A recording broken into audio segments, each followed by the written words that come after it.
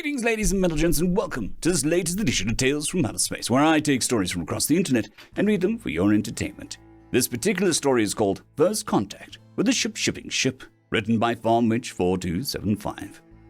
The atmosphere on the bridge was calm, but controlled, casual, but serious. Everyone was on guard, but not as much as they usually were. No major wars, no serious fighting, no pirate activity. It was just a simple, routine patrol on a backwater system bordering Confederacy space. I sat at the engineering console and pored over some minor scanning data from weeks ago. I took a deep breath, my beak chattering idly while I looked at some minor energy readings from the local star. Any idea what exactly we are looking for? Or is this just a be here to be here kind of thing? I idly asked nobody in particular. It's just a routine patrol one. Nothing too serious. Kinda peaceful these days, my captain said as he sipped some tea. Captain, I am getting interference in the local waveform calculations, but they don't make any sense, the scout leader said. What do you mean, no sense? He replied. The quantum waveform suggests that a number of ships have been through this planet recently, but the readings are, off the charts. The energy bleed readouts tell me that the ships are in excess of 20 times the Confederacy's average size, he said. We all looked at him. That's impossible, I said, and decided to look at his console myself. I know it is, but there's the data right here. To make this kind of radiation bleed, you have to have a petawatt reactor at a minimum. No ship in the fleet has those. I have already filtered out the local star's radiation excess, so there's definitely something here, the scout leader said, as he pointed out the data with his flipper. That is odd. Well, it might be fleet moving through. Can't filter out individual reactor signatures. The Orane Imperium uses these backwater systems for their pilgrimage routes, after all, I said, and returned to my console.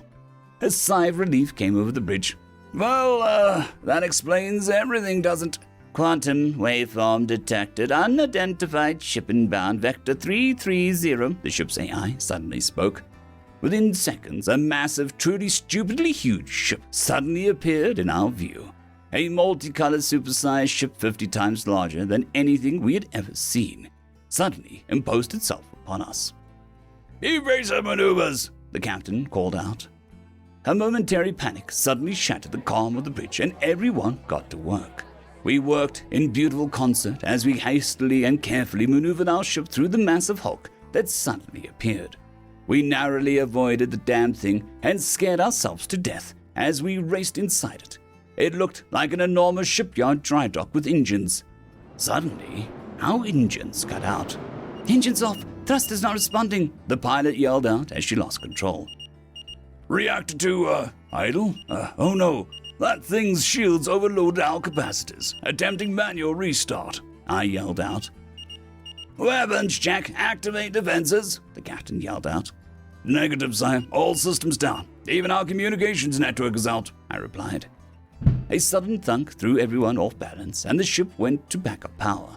The reactor finally came back to life, but only by a small amount. Shields went offline, our guns went to standby, and something was hitting the hull. "Docking procedure complete. Thank you for using Autotech Industries for all of your shipping needs. Please have a nice day," our ship's AI said in an all-too-comfortably cheerful manner. "Comms are open. I'm patching us into the frequency I can see. There," our comms officer said. The hollow vid panel appeared out of the roof in front of the captain, and a creature we had never seen before appeared. A big round head, no feathers, no beaks, flapping mouthparts, and a big tongue. Frontways eyes and rows of white teeth, indicating a predatory species. It had the strange tufts of fur around it, red on top, red on its upper lip, but none anywhere else. It started talking to us, the language incoherent and babbling. It pressed a few buttons on a console hidden from view, and the AI spoke again. "Auto-translation software installed. Archive access granted. Please hold." A few tense moments followed. How long would this take? "Procedure complete. Veridani translated to common English. Have a nice day." A loud groan of boredom, followed by a creature speaking, followed. "Thank you for using Autotech Cargo Freight, the #1 cargo freight transport service. Please follow the standard safety procedures and disembark from your crafter. Today's canteen meal is meatloaf with ice cream sundae, and selected coffees are on sale. Please be aware that free meal service is available only to first-time active duty military personnel. Thank you and welcome aboard. The creature moved away from his screen, but stopped in his tracks, seemingly confused. Wait, what did you say? Cassius? But you're really ducked up, he said. His look of confusion got worse as another voice was heard in the background. Oh, not again. Goddamn side traffic, fecking hitchhikers thinking they can just get free ride by stealing someone else's slot. Look, just take Bay 47.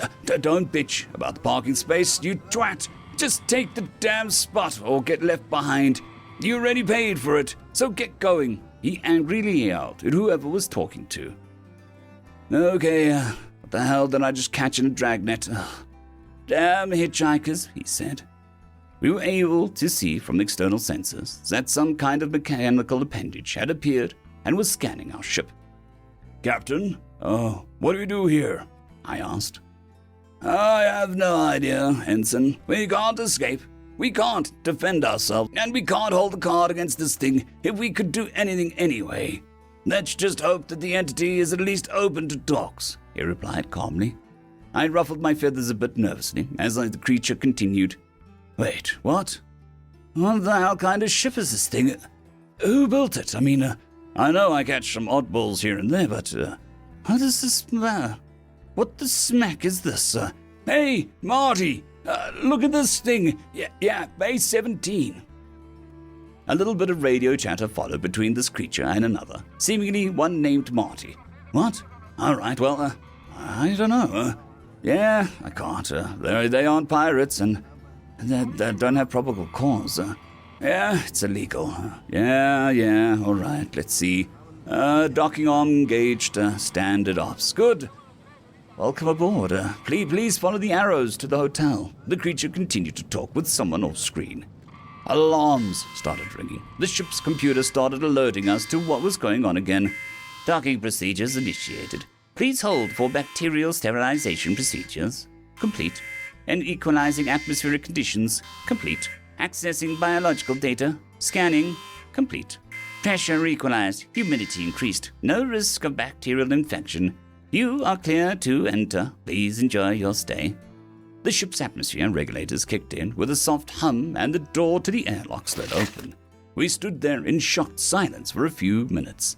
I stood up out of my seat, breaking the tone and waddling towards the airlock. Where are you going? The captain asked.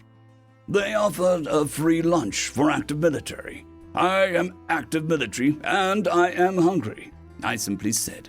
I had no other way to handle this, but I was in fact hungry, so I essentially said, screw it. My feet padded away through the corridor, and my breathing became easier. I became more focused, almost as if the air filtration system was a lot better than ours. The corridor gave way to a sterile white tiling, with various artworks including pictures of strange apes, landscapes of countrysides, and the overall feel broken with soft greenery. Eventually, I found myself in some kind of dome complex, in the center of which was a large brown barked tree. Oh, pretty, I chirped and headed towards a sign my translator marked as canteen. My captain and crewmates followed behind me, our flippers waving as we walked through the strange vessel. As they came through the corridor into the dome, a creature nearby appeared, stopped dead in its tracks and stared at them.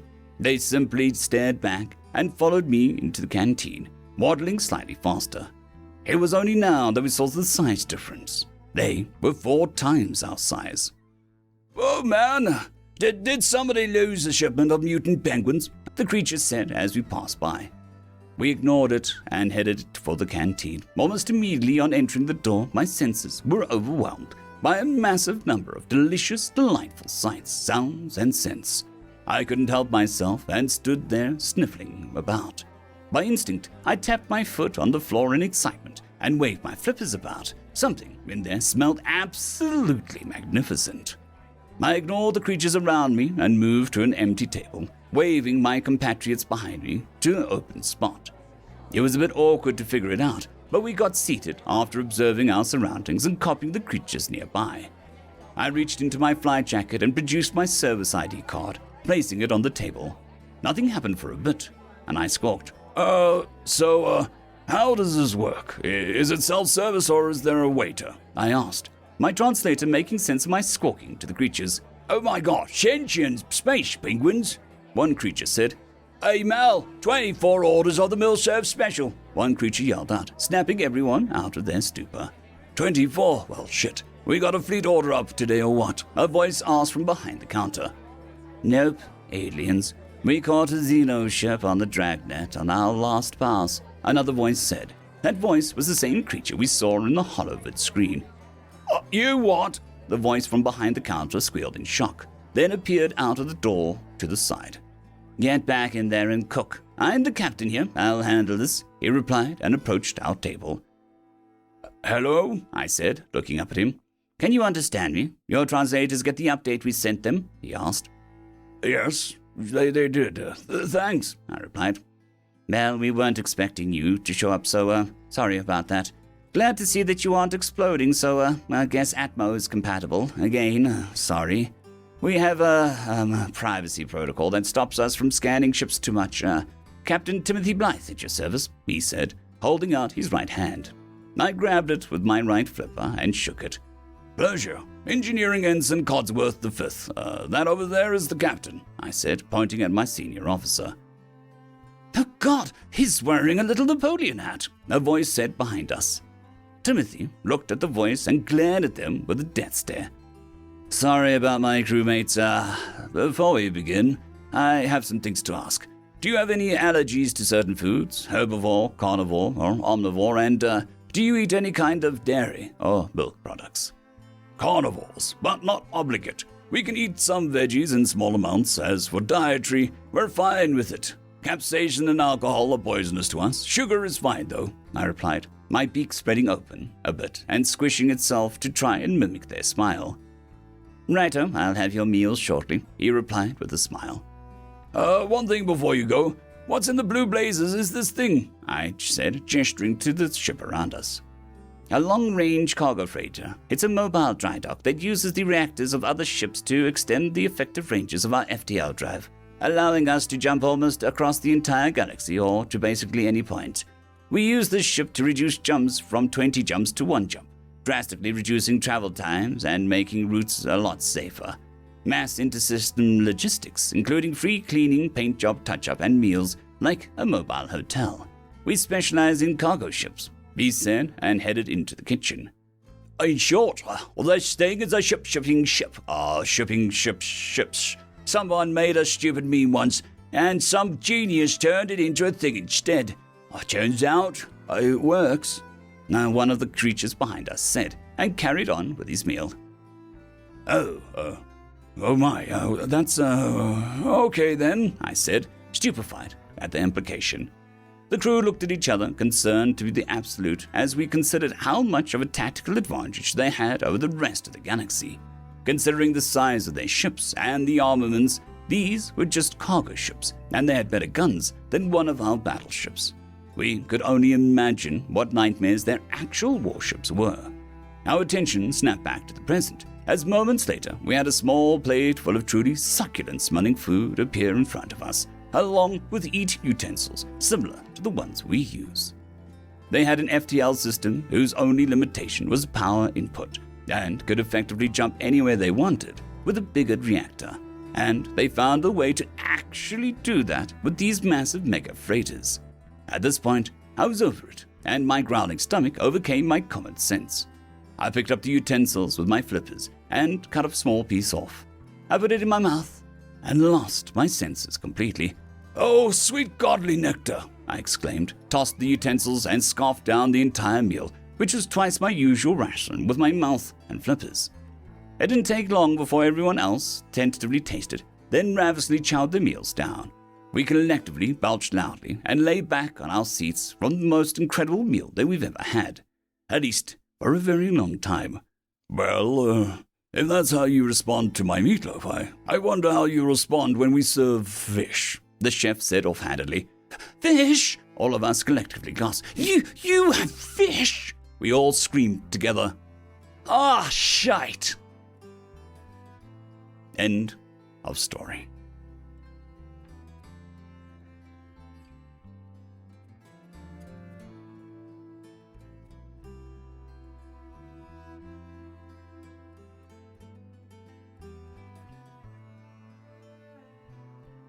I would just quickly like to thank the T5 peeps. Dragon Soup, Cold War Boomerwaffen, Severin Cerberus, Red Panda 121, Leslie 517, Bushmaster 177, Caspar Arnholtz, Cam Maxwell, Sans the Skeleton, Lightjock, Dragzoon WRE, and Lord Azrakal. Thank you very much.